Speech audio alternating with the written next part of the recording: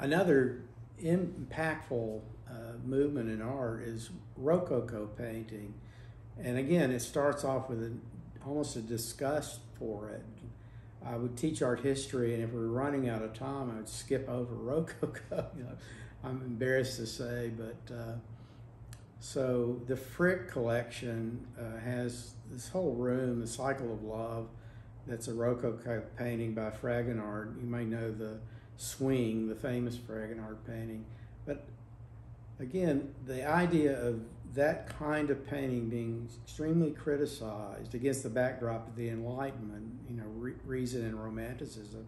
What about caprice? What about flirtation? What about effeminacy?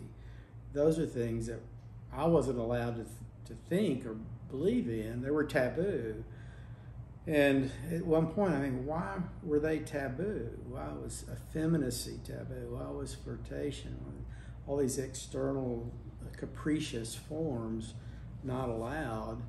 And that's where I wanted to go. I wanted to go towards the taboo.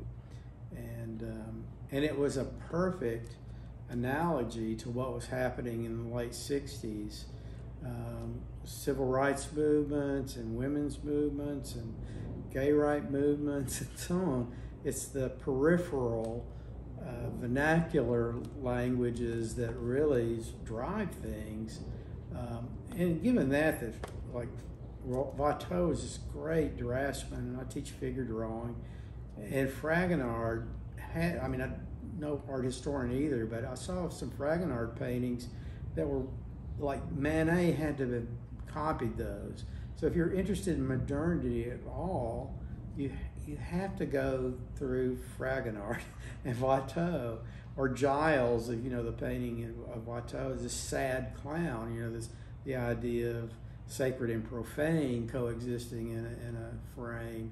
So it was just very enlivening to me to say that you can make, decorative things. You can make things with in a feminine voice, or in the voices of other, that you can flirt and have sensuality in a field. It's great.